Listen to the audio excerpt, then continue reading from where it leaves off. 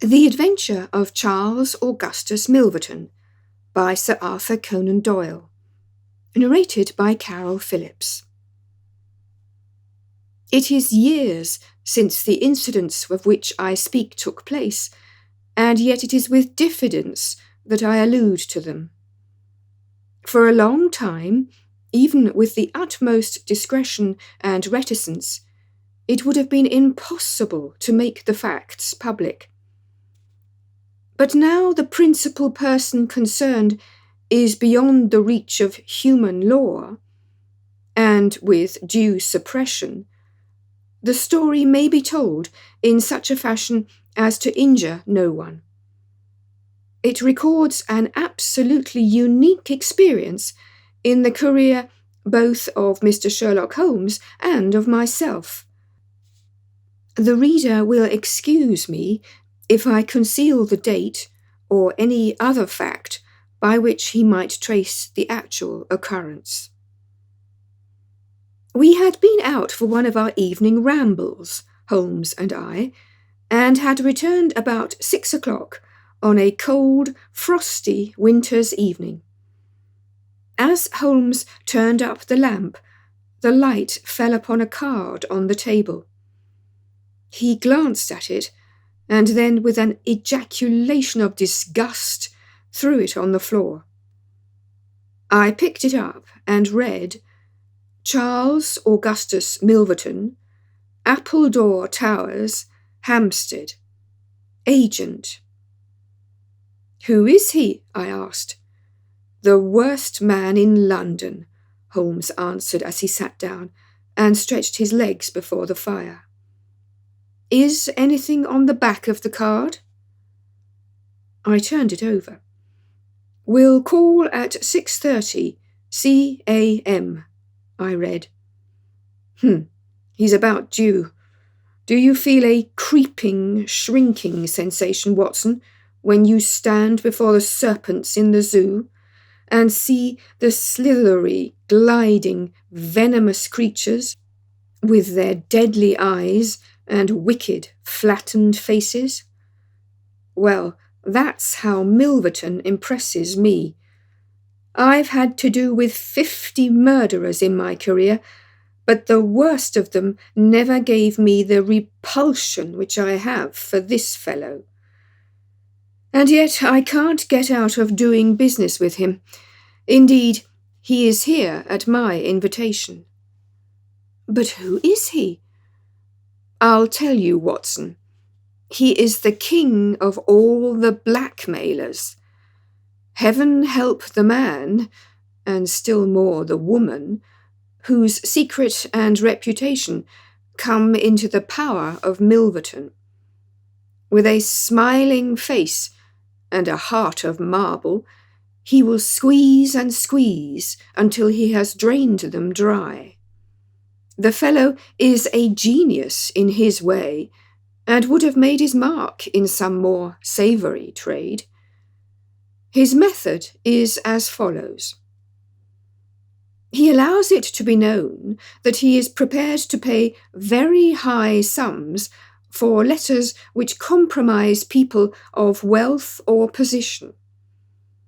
He receives these wares not only from treacherous valets or maids, but frequently from genteel ruffians who have gained the confidence and affection of trusting women. He deals with no niggard hand. I happen to know that he paid £700 to a footman for a note 2 lines in length, and that the ruin of a noble family was the result. Everything which is in the market goes to Milverton, and there are hundreds in this great city who turn white at his name. No one knows where his grip may fall, for he is far too rich and far too cunning to work from hand to mouth. He will hold a card back for years in order to play it at the moment when the stake is best worth winning. I have said that he is the worst man in London, and I would ask you, How could I compare the ruffian who in hot blood bludgeons his mate with this man, who methodically and at his leisure tortures the soul and wrings the nerves in order to add to his already swollen money-bags? I had seldom heard my friend speak with such intensity of feeling. "But surely," said I, "the fellow must be within the grasp of the law." "Technically, no doubt, but practically not. What would it profit a woman, for example, to get him a few months' imprisonment if her own ruin must immediately follow? His victims dare not hit back. If ever he blackmailed an innocent person, then indeed we should have him. But he is as cunning as the evil one. Oh no, we must find other ways to fight him." "And why is he here?" "Because an illustrious client has placed her piteous case in my hands. It is the Lady Eva Brackwell, the most beautiful debutante of last season. She is to be married in a fortnight to the Earl of Dovercourt. This fiend has several imprudent letters, imprudent, Watson, nothing worse, which were written to an impecunious young squire in the country. They would suffice to break off the match. Milverton will send the letters to the Earl unless a large sum of money is paid him. I have been commissioned to meet him and to make the best terms I can." At that instant there was a clatter and a rattle in the street below. Looking down, I saw a stately carriage and pair, the brilliant lamps gleaming on the glossy haunches of the noble chestnuts. A footman opened the door, and a small, stout man in a shaggy astrakhan overcoat descended. A minute later, he was in the room. Charles Augustus Milverton was a man of 50, with a large, intellectual head, a round, plump, hairless face, a perpetual, frozen smile, and two keen grey eyes which gleamed brightly from behind broad, golden-rimmed glasses. There was something of Mr. Pickwick's benevolence in his appearance, marred only by the insincerity of the fixed smile and by the hard glitter of those restless and penetrating eyes. His voice was as smooth and suave as his countenance, as he advanced with a plump little hand extended, murmuring his regret for having missed us at his first visit. Holmes disregarded the outstretched hand and looked at him with a face of granite. Milverton's smile broadened. He shrugged his shoulders, removed his overcoat, folded it with great deliberation over the back of a chair, and then took a seat. "This gentleman," said he, with a wave in my direction, "is it discreet? Is it right?" "Dr. Watson is my friend and partner." "Very good, Mr. Holmes. It is only in your client's interest that I protested. The matter is so very delicate." "Dr. Watson has already heard of it." "Then we can proceed to business. You say that you are acting for Lady Eva? Has she empowered you to accept my terms?" "What are your terms?" £7,000. "And the alternative?" "My dear sir, it is painful to me to discuss it, but if the money is not paid on the 14th, there certainly will be no marriage on the 18th. His insufferable smile was more complacent than ever. Holmes thought for a little. You appear to me, he said at last, to be taking matters too much for granted. I am, of course, familiar with the contents of these letters. My client will certainly do what I may advise. I shall counsel her to tell her future husband the whole story and to trust to his generosity. Milverton chuckled. You evidently do not know the Earl, said he. From the baffled look upon Holmes's face, I could clearly see that he did.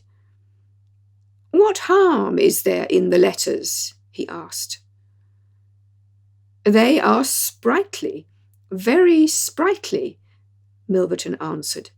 The lady was a charming correspondent, but I can assure you that the Earl of Dovercourt would fail to appreciate them. However, since you think otherwise, we will let it rest at that. It is purely a matter of business. If you think that it is in the best interests of your client that these letters should be placed in the hands of the Earl, then you would indeed be foolish to pay so large a sum of money to regain them. He rose and seized his astrakhan coat. Holmes was grey with anger and mortification. Wait a little, he said. You go too fast. We would certainly make every effort to avoid scandal in so delicate a matter. Milverton relapsed into his chair. I was sure that you would see it in that light, he purred. At the same time, Holmes continued, Lady Eva is not a wealthy woman. I assure you that £2,000 would be a drain upon her resources, and that the sum you name is utterly beyond her power. I beg, therefore, that you will moderate your demands, and that you will return the letters at the price I indicate, which is, I assure you, the highest that you can get. Milverton's smile broadened, and his eyes twinkled humorously. I am aware that what you say is true about the lady's resources, said he. At the same time, you must admit that the occasion of a lady's marriage is a very suitable time for her friends and relatives to make some little effort upon her behalf. They may hesitate as to an acceptable wedding present. Let me assure them that this little bundle of letters would give more joy than all the candelabra and butter dishes in London. It is impossible, said Holmes. Dear me, how unfortunate, cried Milverton, taking out a bulky pocket-book. I cannot help thinking that ladies are ill-advised in not making an effort. Look at this. He held up a little note with a coat of arms upon the envelope. That belongs to... well, perhaps it is hardly fair to tell the name until tomorrow morning, but at that time it will be in the hands of the lady's husband. And all because she will not find a beggarly sum which she could get in an hour by turning her diamonds into paste. It is such a pity. Now, you remember the sudden end of the engagement between the Honourable Miss Miles and Colonel Dorking? Only 2 days before the wedding, there was a paragraph in the Morning Post to say that it was all off. And why? It is almost incredible, but the absurd sum of £1,200 would have settled the whole question. Is it not pitiful? And here I find you, a man of sense, boggling about terms when your client's future and honour are at stake. You surprise me, Mr. Holmes. What I say is true, Holmes answered. The money cannot be found. Surely it is better for you to take this substantial sum which I offer than to ruin this woman's career, which can profit you in no way." "There you make a mistake, Mr. Holmes. An exposure would profit me indirectly to a considerable extent. I have 8 or 10 similar cases maturing. If it was circulated among them that I had made a severe example of the Lady Eva, I should find all of them much more open to reason. You see my point?" Holmes sprang from his chair. "Get behind him, Watson. Don't let him out. Now, sir, let us see the contents of that notebook." Milverton had glided as quick as a rat to the side of the room and stood with his back against the wall. Mr. Holmes, he said, turning the front of his coat and exhibiting the butt of a large revolver which projected from the inside pocket. "I have been expecting you to do something original. This has been done so often, and what good has ever come from it? I assure you that I am armed to the teeth, and I am perfectly prepared to use my weapons, knowing that the law will support me. Besides, your supposition that I would bring the letters here in a notebook is entirely mistaken. I would do nothing so foolish. And now, gentlemen, I have 1 or 2 little interviews this evening, and it's a long drive to Hampstead." He stepped forward, took up his coat, laid his hand on his revolver, and turned to the door. I picked up a chair, but Holmes shook his head, and I laid it down again. With a bow, a smile, and a twinkle, Milverton was out of the room, and a few minutes after we heard the slam of the carriage door and the rattle of the wheels as he drove away. Holmes sat motionless by the fire, his hands buried deep in his trouser pockets, his chin sunk upon his breast, his eyes fixed upon the glowing embers. For half an hour he was silent and still. Then, with the gesture of a man who has taken his decision, he sprang to his feet and passed into his bedroom. A little later, a rakish young workman, with a goatee beard and a swagger, lit his clay pipe at the lamp before descending into the street. "I'll be back some time, Watson," said he, and vanished into the night. I understood that he had opened his campaign against Charles Augustus Milverton, but I little dreamed the strange shape which that campaign was destined to take. For some days Holmes came and went at all hours in this attire, but beyond a remark that his time was spent at Hampstead, and that it was not wasted, I knew nothing of what he was doing.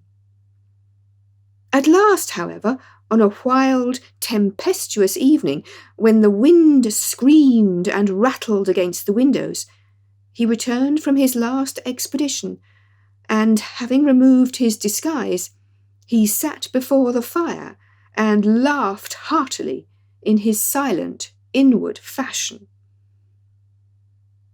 "You would not call me a marrying man, Watson?"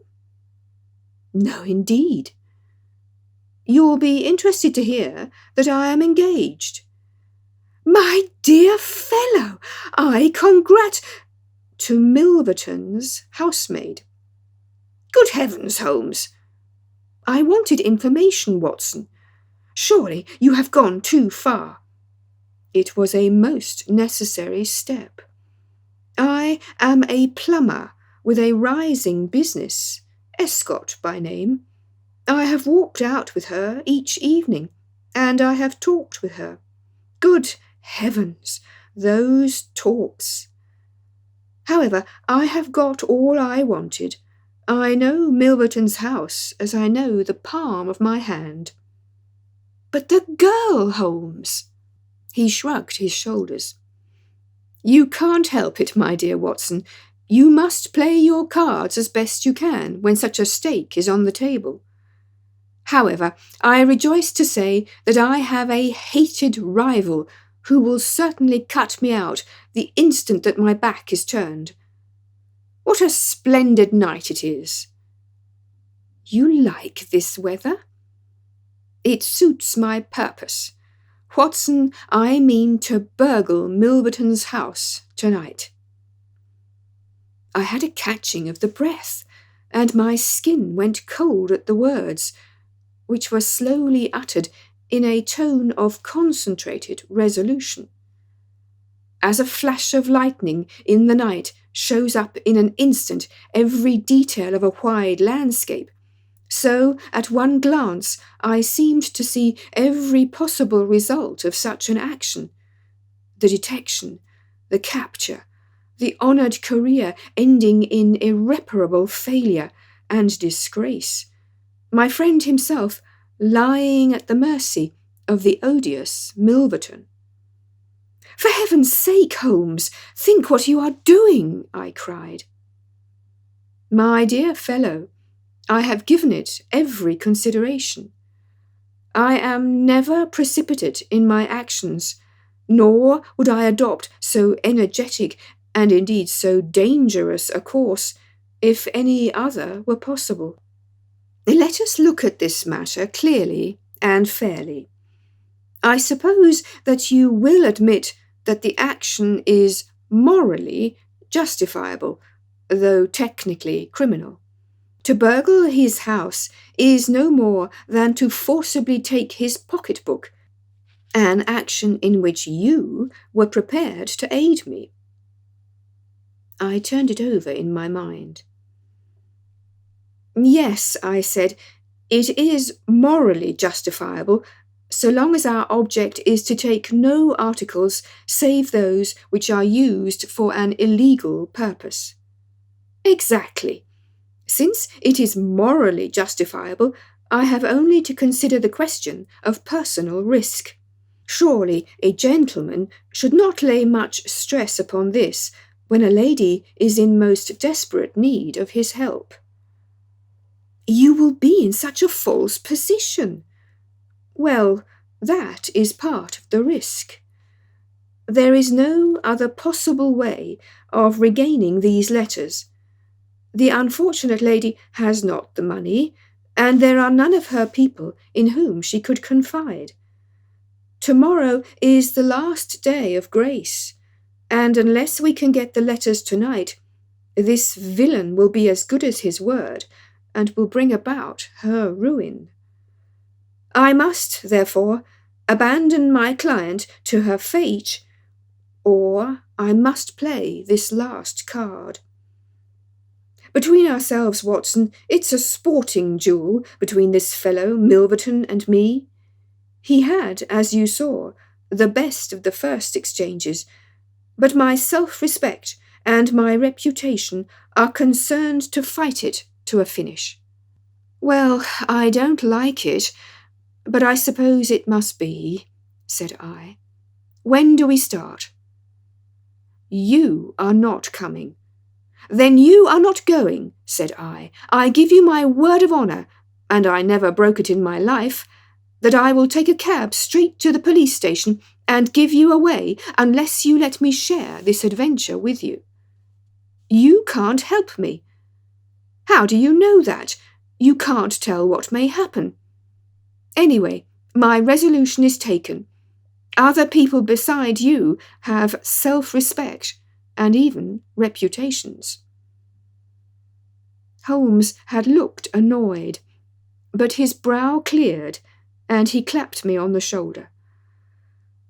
Well, well, my dear fellow, be it so. We have shared the same room for some years, and it would be amusing if we ended by sharing the same cell. You know, Watson, I don't mind confessing to you that I have always had an idea that I would have made a highly efficient criminal. This is the chance of my lifetime in that direction. See here." He took a neat little leather case out of a drawer, and opening it, he exhibited a number of shining instruments. "This is a first-class, up-to-date burgling kit, with nickel-plated jemmy, diamond-tipped glass cutter, adaptable keys, and every modern improvement which the march of civilization demands. Here, too, is my dark lantern. Everything is in order. Have you a pair of silent shoes?" "I have rubber-soled tennis shoes." "Excellent. And a mask?" "I can make a couple out of black silk." "I can see that you have a strong natural turn for this sort of thing. Very good. Do you make the masks? We shall have some cold supper before we start. It is now 9:30. At 11 we shall drive as far as Church Row. It is a quarter an hour's walk from there to Appledore Towers. We shall be at work before midnight. Milverton is a heavy sleeper and retires punctually at 10:30. With any luck, we should be back here by 2, with the Lady Eva's letters in my pocket." Holmes and I put on our dress clothes so that we might appear to be 2 theatre-goers homeward bound. In Oxford Street, we picked up a hansom and drove to an address in Hampstead. Here we paid off our cab, and with our greatcoats buttoned up, for it was bitterly cold, and the wind seemed to blow through us, we walked along the edge of the heath. "It's a business that needs delicate treatment," said Holmes. "These documents are contained in a safe in the fellow's study, and the study is the anteroom of his bedchamber. On the other hand, like all these stout little men who do themselves well, he is a plethoric sleeper. Agatha, that's my fiancée, says it is a joke in the servants' hall that it's impossible to wake the master. He has a secretary who is devoted to his interests and never budges from the study all day. That's why we are going at night. Then he has a beast of a dog which roams the garden. I met Agatha late the last 2 evenings, and she locks the brute up, so as to give me a clear run. This is the house, this big one in its own grounds. Through the gate, now to the right among the laurels. We might put on our masks here, I think. You see, there is not a glimmer of light in any of the windows, and everything is working splendidly. With our black silk face coverings, which turned us into 2 of the most truculent figures in London, we stole up to the silent, gloomy house. A sort of tiled veranda extended along one side of it, lined by several windows and 2 doors. "That's his bedroom," Holmes whispered. "This door opens straight into the study. It would suit us best, but it is bolted as well as locked, and we should make too much noise getting in. Come round here. There's a greenhouse which opens into the drawing-room." The place was locked, but Holmes removed a circle of glass and turned the key from the inside. An instant afterwards he had closed the door behind us, and we had become felons in the eyes of the law. The thick, warm air of the conservatory and the rich, choking fragrance of exotic plants took us by the throat. He seized my hand in the darkness and led me swiftly past banks of shrubs which brushed against our faces. Holmes had remarkable powers, carefully cultivated, of seeing in the dark. Still holding my hand in one of his, he opened a door, and I was vaguely conscious that we had entered a large room in which a cigar had been smoked not long before. He felt his way among the furniture, opened another door, and closed it behind us. Putting out my hand, I felt several coats hanging from the wall, and I understood that I was in a passage. We passed along it, and Holmes very gently opened a door upon the right-hand side.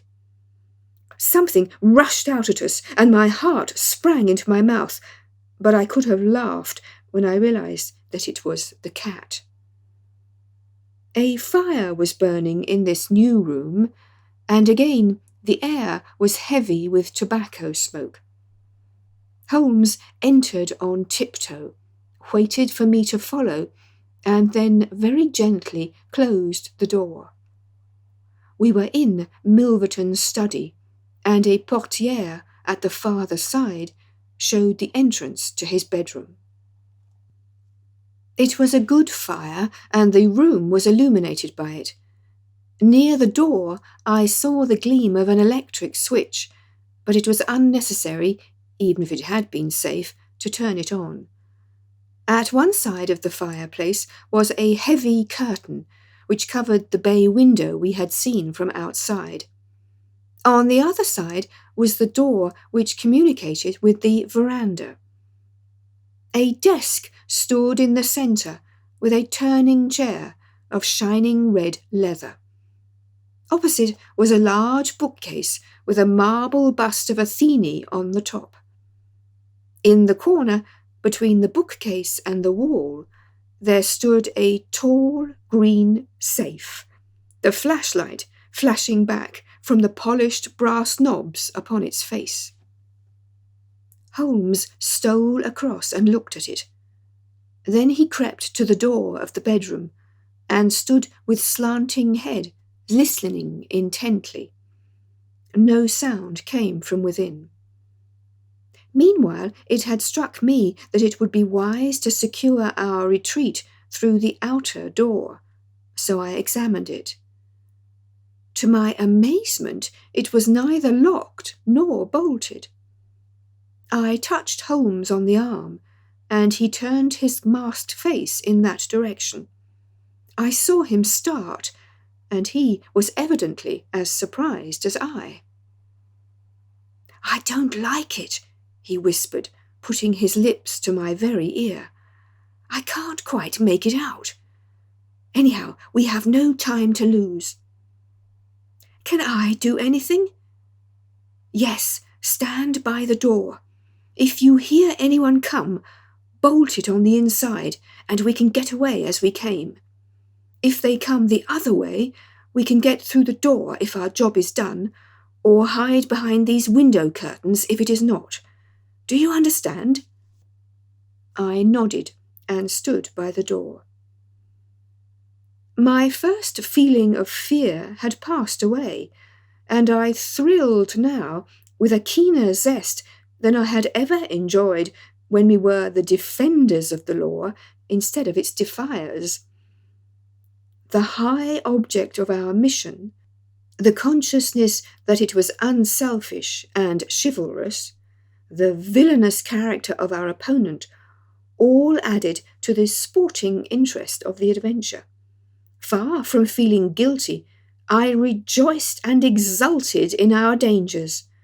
With a glow of admiration, I watched Holmes unrolling his case of instruments and choosing his tool with the calm, scientific accuracy of a surgeon who performs a delicate operation. I knew that the opening of safes was a particular hobby with him, and I understood the joy which it gave him to be confronted with this green and gold monster, the dragon which held in its maw the reputations of many fair ladies. Turning up the cuffs of his dress coat — he had placed his overcoat on a chair — Holmes laid out 2 drills, a jemmy, and several skeleton keys. I stood at the centre door with my eyes glancing at each of the others, ready for any emergency. Though indeed my plans were somewhat vague as to what I should do if we were interrupted.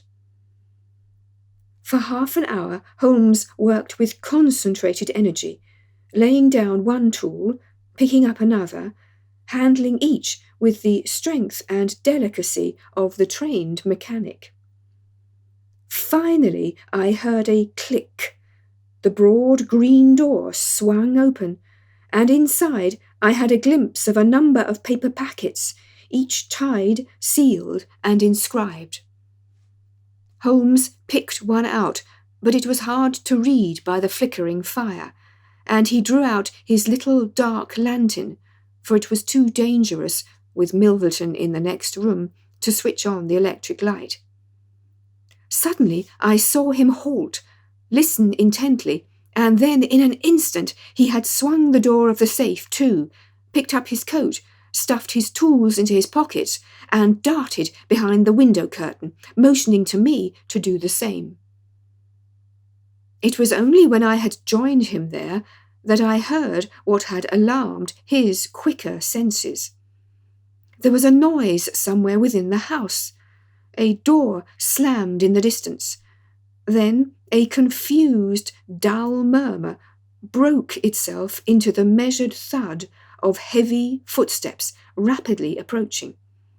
They were in the passage outside the room. They paused at the door. The door opened. There was a sharp snick as the electric light was turned on. The door closed once more, and the pungent reek of a strong cigar was borne to our nostrils. Then the footsteps continued backwards and forwards, within a few yards of us. Finally, there was a creak from a chair, and the footsteps ceased. Then a key clicked in a lock, and I heard the rustle of papers. So far I had not dared to look out, but now I gently parted the division of the curtains in front of me and peeped through. From the pressure of Holmes's shoulder against mine, I knew that he was sharing my observations. Right in front of us, and almost within our reach, was the broad, rounded back of Milverton. It was evident that we had entirely miscalculated his movements, that he had never been to his bedroom, but that he had been sitting up in some smoking or billiard room in the farther wing of the house, the windows of which we had not seen. His broad, grizzled head, with its shining patch of baldness, was in the immediate foreground of our vision. He was leaning far back in the red leather chair, his legs outstretched, a long black cigar projecting at an angle from his mouth. He wore a semi-military smoking jacket, claret-coloured, with a black velvet collar.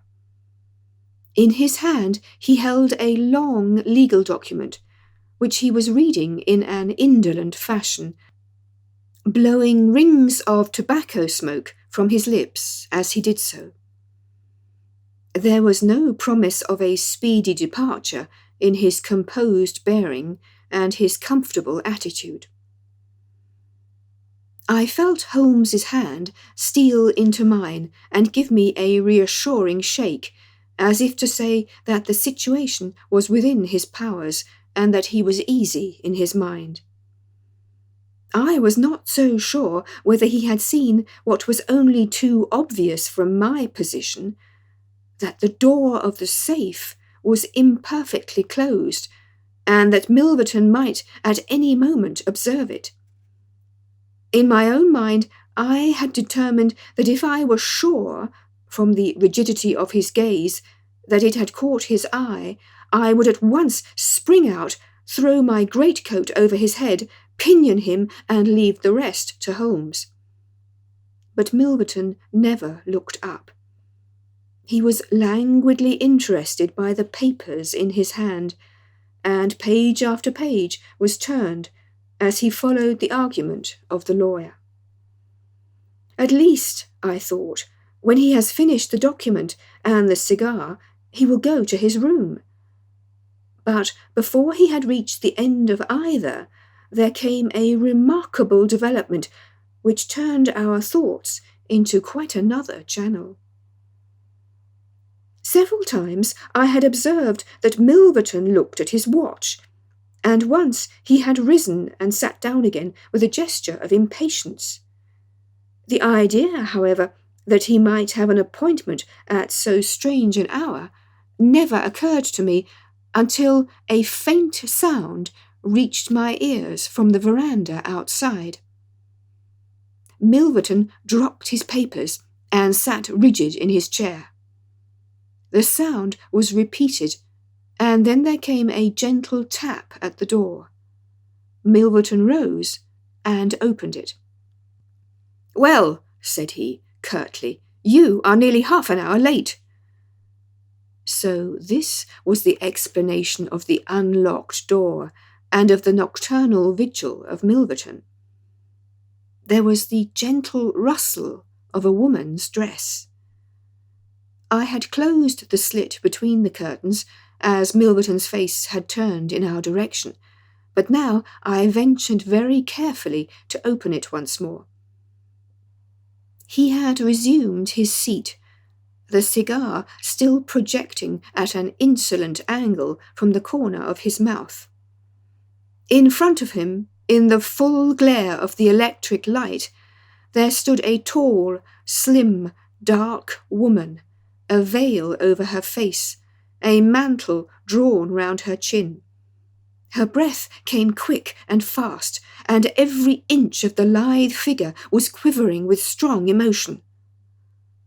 "Well," said Milverton, "you've made me lose a good night's rest, my dear. I hope you'll prove worth it. You couldn't come any other time, eh?" The woman shook her head.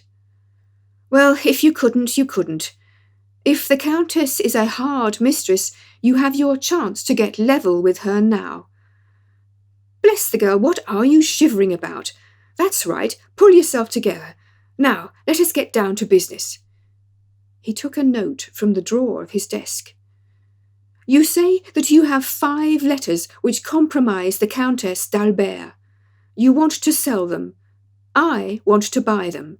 So far, so good. It only remains to fix a price.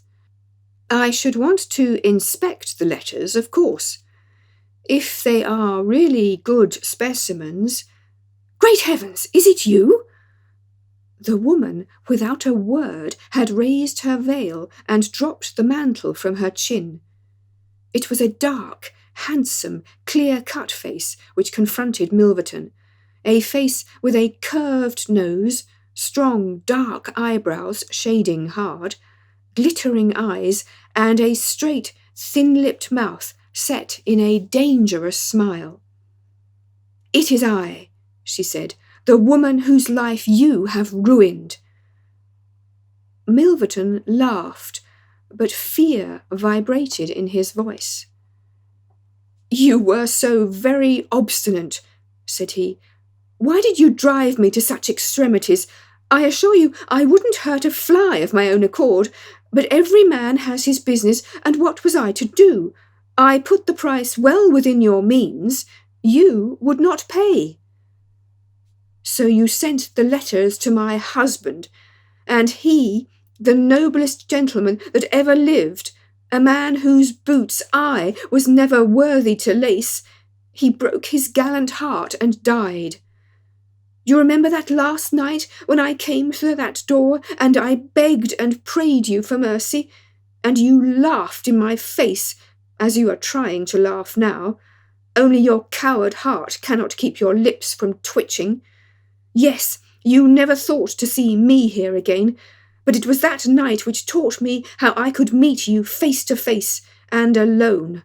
Well, Charles Milverton, what have you to say?" "Don't imagine that you can bully me," said he, rising to his feet. "I have only to raise my voice, and I could call my servants and have you arrested. But I will make allowance for your natural anger. Leave the room at once as you came, and I will say no more."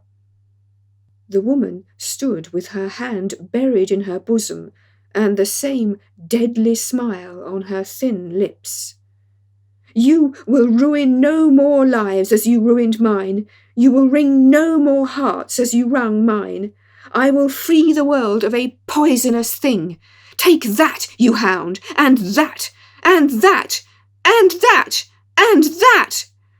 She had drawn a little gleaming revolver and emptied barrel after barrel into Milverton's body, the muzzle within 2 feet of his shirt front. He shrank away and then fell forward upon the table, coughing furiously and clawing among the papers. Then he staggered to his feet, received another shot, and rolled upon the floor.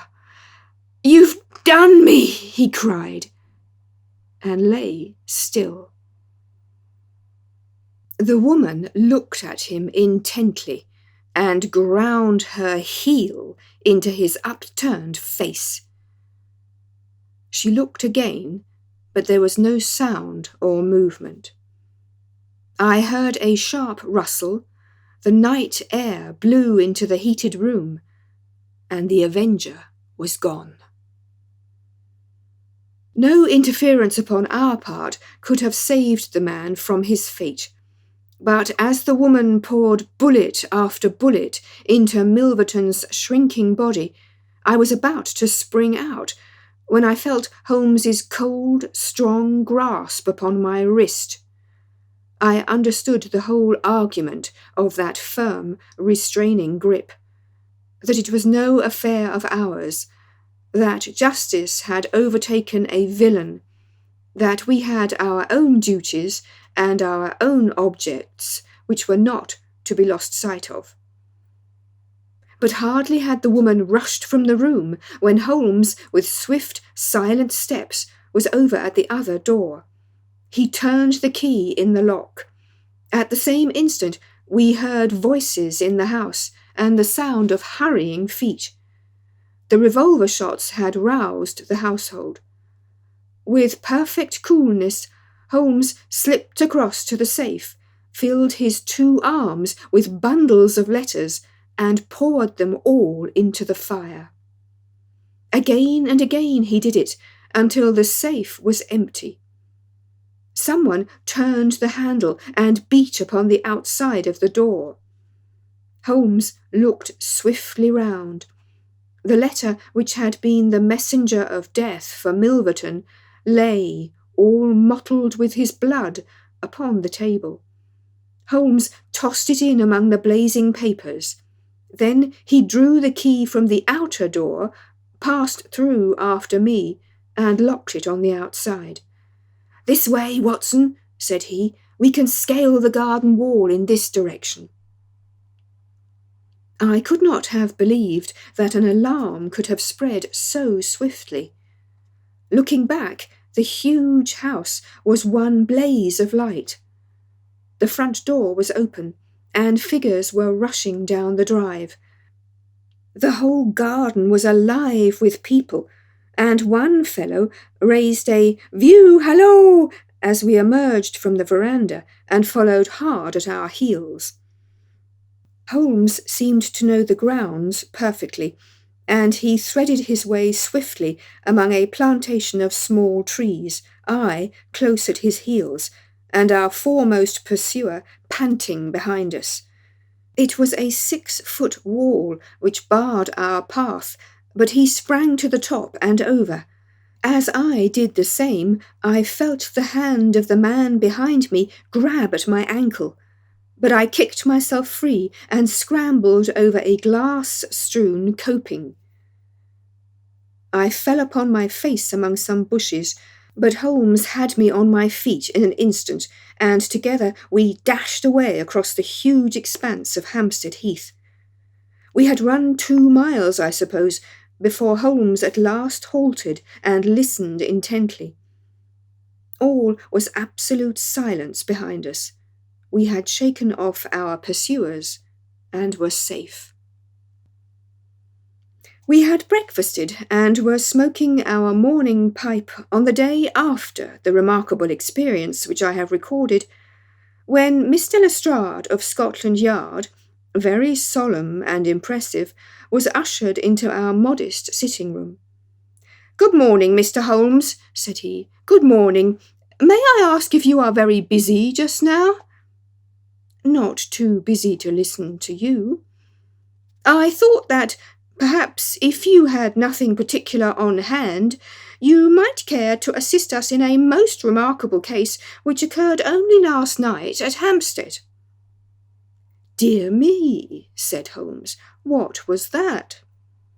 "A murder, a most dramatic and remarkable murder. I know how keen you are upon these things, and I would take it as a great favour if you would step down to Appledore Towers and give us the benefit of your advice. It is no ordinary crime. We have had our eyes upon this Mr. Milverton for some time, and between ourselves he was a bit of a villain. He is known to have held papers which he used for blackmailing purposes. These papers have all been burned by the murderers. No article of value was taken, as it is probable that the criminals were men of good position whose sole object was to prevent social exposure." "Criminals?" said Holmes. "Plural?" "Oh yes, there were two of them. They were, as nearly as possible, captured red-handed. We have their footmarks, we have their description. It's 10-1 that we trace them. The first fellow was a bit too active, but the second was caught by the under-gardener and only got away after a struggle. He was a middle-sized, strongly built man, a square jaw, a thick neck, moustache, and a mask over his eyes." "That's rather vague," said Sherlock Holmes. "Why, it might be a description of Watson." "It's true," said the inspector with much amusement. "It might be a description of Watson." "Well, I'm afraid I can't help you, Lestrade," said Holmes. "The fact is that I knew this fellow Milverton, that I considered him one of the most dangerous men in London, and that I think there are certain crimes which the law cannot touch, and which therefore, to some extent, justify private revenge. No, it's no use arguing. I have made up my mind. My sympathies are with the criminals rather than with the victim, and I will not handle this case." Holmes had not said one word to me about the tragedy which we had witnessed, but I observed all the morning that he was in his most thoughtful mood, and he gave me the impression, from his vacant eyes and his abstracted manner, of a man who is striving to recall something to his memory. We were in the middle of our lunch when he suddenly sprang to his feet. "By Jove, Watson, I've got it!" he cried. "Take your hat, come with me." He hurried at his top speed down Baker Street and along Oxford Street until we had almost reached Regent Circus. Here, on the left hand, there stands a shop window filled with photographs of the celebrities and beauties of the day. Holmes's eyes fixed themselves upon one of them, and, following his gaze, I saw the picture of a regal and stately lady in court dress, with a high diamond tiara upon her noble head. I looked at that delicately curved nose, at the marked eyebrows, at the straight mouth, and the strong little chin beneath it. Then I caught my breath as I read the time-honoured title of the great nobleman and statesman whose wife she had been. My eyes met those of Holmes, and he put his fingers to his lips as we turned away from the window. A short biography of Sir Arthur Conan Doyle, narrated by Carol Phillips. Arthur Ignatius Conan Doyle was born on the 22nd of May 1859 in Edinburgh in Scotland. The Doyles were a prosperous Irish Catholic family. His father, Charles Altamont Doyle, had some success as an artist, but was a chronic alcoholic. His mother, Mary Doyle, loved books and was an excellent storyteller. Conan Doyle later stated that the happiest recollections of his childhood were listening to his mother telling him stories. At the age of 9, wealthy members of the Doyle family offered to pay for his studies. Arthur spent 7 years in a Jesuit boarding school in England, which he hated. The only activities he enjoyed were writing to his mother, which he did regularly until her death, and playing sport, in particular cricket, at which he was very good. During his time at boarding school, he realised that, like his mother, he had a talent for storytelling. Upon leaving school, one of Arthur's first tasks was to co-sign the committal papers for his father, who, as a result of his alcoholism, suffered from dementia. Conan Doyle described the events relating to the confinement of his father to a lunatic asylum in the story The Surgeon of Gaster Fell, which he wrote in 1880. Rather than following an artistic career, Arthur Conan Doyle decided to follow a medical one. For financial reasons, his mother had taken in a young lodger, Dr. Brian Charles, who had trained at the University of Edinburgh, and it was here that Conan Doyle undertook his medical studies. During his medical studies, Conan Doyle met a number of future authors who were also studying at the university, including James Barrie and Robert Louis Stevenson.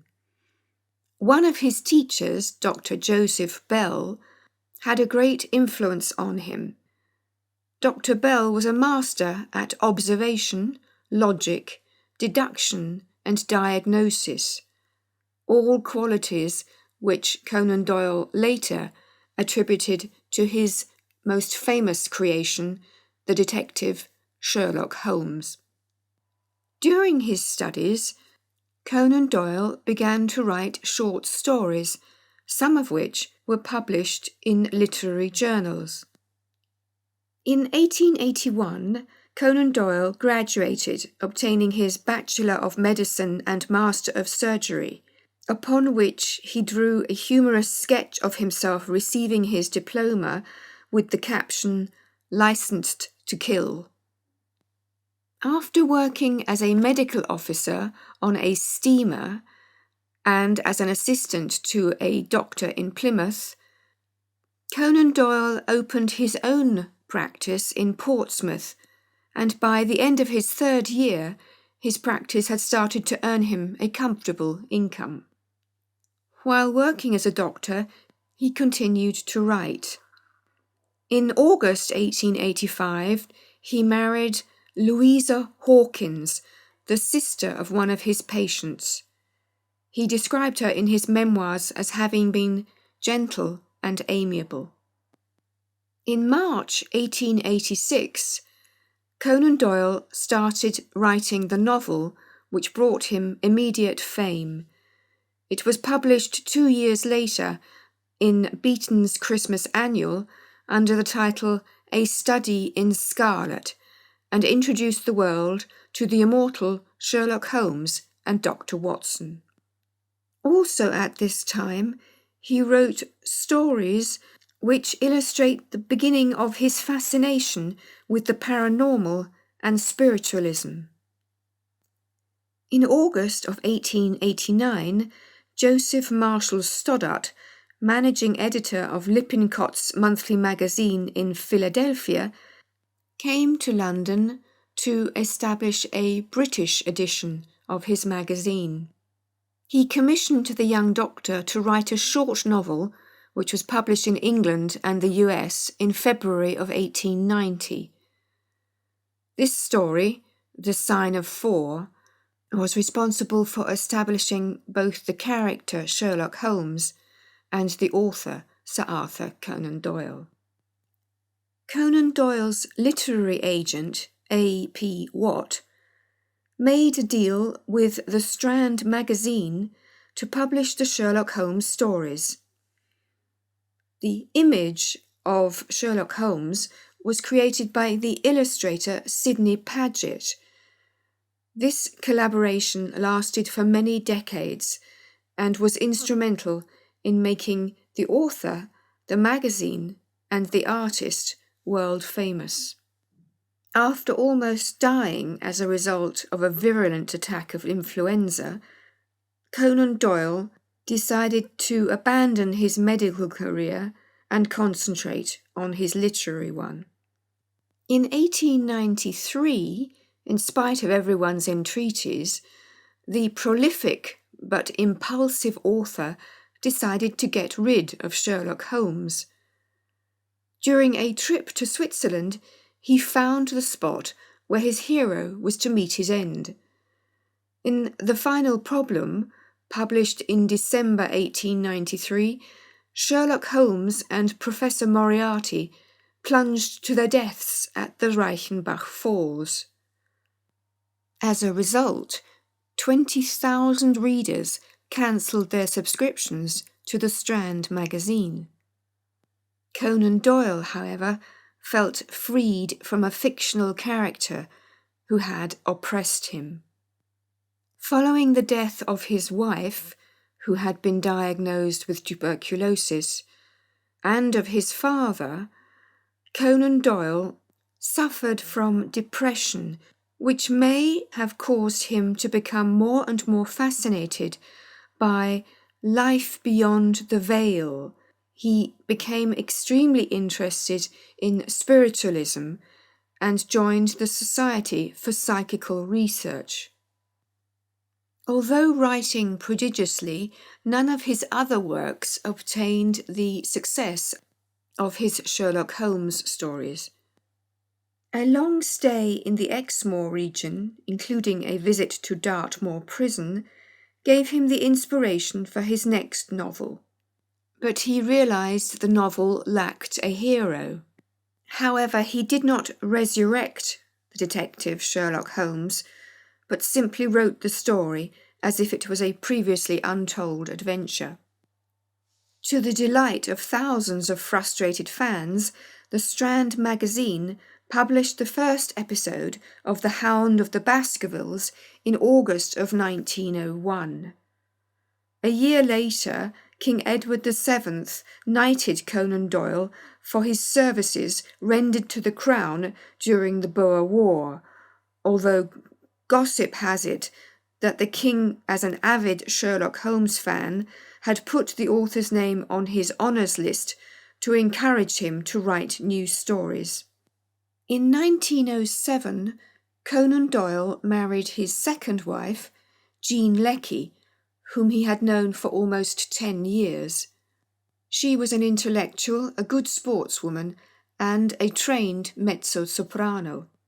Following his marriage, he wrote far less. However, to make up for financial losses resulting from the writing and production of various plays, he decided to produce a fourth play based on his Sherlock Holmes story, The Speckled Band, which proved very successful.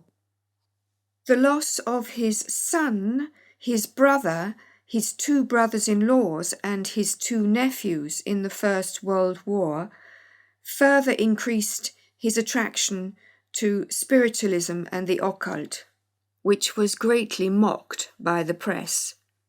After 1918, Conan Doyle concentrated on writing about spiritualism and undertaking so-called psychic crusades involving trips to America, Australia, and Africa. In order to recoup the costs incurred by his spiritualist activities, he published in 1928 his last 12 stories about the exploits of his world-famous detective. These were compiled in the Casebook of Sherlock Holmes. In the autumn of 1929, he was diagnosed with angina pectoris, and he died on July the 7th, 1930, surrounded by his family.